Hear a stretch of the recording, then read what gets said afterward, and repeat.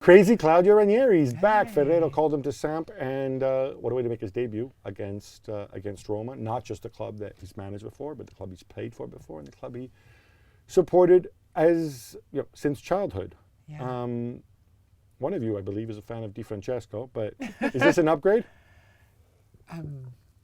Probably. I think from the way they were playing, it's hard to be a downgrade. Sampdoria have been really bad this season. I mean, again, feels like to a more pronounced degree with Milan. When you stop and look at the squad, you think to yourself, where's the fix here? It's not a loaded squad, and I think you realise how many of the gaps in it were covered by Quagliarella's goals last season. If Quagliarella's scoring, I can't remember how many you got now, 30-odd goals for you in a season. Papers over cracks, you're saying? Yeah, it papers over some they cracks. They also sold off some great talent, Yeah.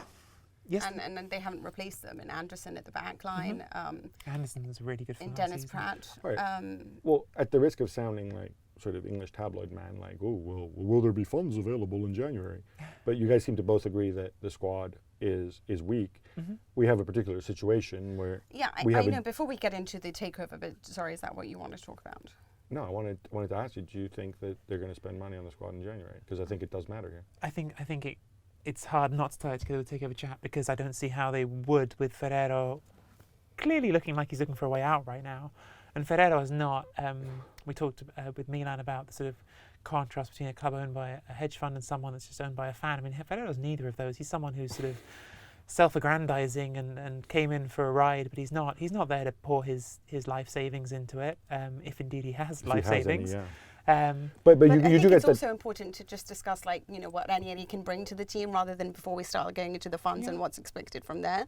I think that we should also say that I am a fan of Di Francesco, but it's another team that decided to go for a philosophy and then ended up with a pragmatist in the end of it. I do also think that there's this haunting feature now that is quite funny when it comes to Di Francesco. It's like behind him there's always Ranieri's shadow looming, This is two jobs in a row, yeah. Yeah, it's like in Roma, the guy's doing something magnificent. They do this wonderful comeback against Barcelona. He starts the next season and it's and then obviously everything falls apart. We know it did. And there's Ranieri's figure. And then he gets sacked. 7 months later, he joins Sampdoria, in hopes of doing something very interesting with them. And once again, it falls apart and it goes to Ranieri. But I thought what's interesting as well is that, there was all this discussion as to who should replace him. Because who are you going to give this side to when there are really, it's a broken squad, and he is that guy and a guy that fixes it together. But does he have enough to fix? Yeah, I mean, that's why I asked about. Yeah, and I think it's totally an issue. Like I look at that team and I think, where is the quality other than Quagliarella? I mean, everyone was very excited about Vieira in midfield a season ago, but I don't know that he's anything. Can he make the most out of the kids? Well, this was what was sort of a fascinating contrast. Stefano Pioli has very clearly been brought in to make the most out of young players at Milan.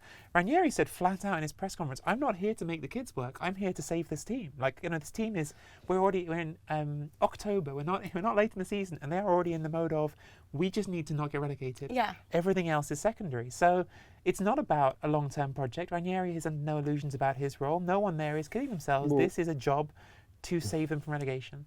I think this is one of the keys, right? I think this is, player for player, one of the 3 worst squads in Serie A. Very possibly. I think. And you're going to get into a situation, this is why I think it matters that what Ferrero does is that if he's got financial issues and obviously he wants to sell the club, his club's going to be worth a whole lot less if they get relegated.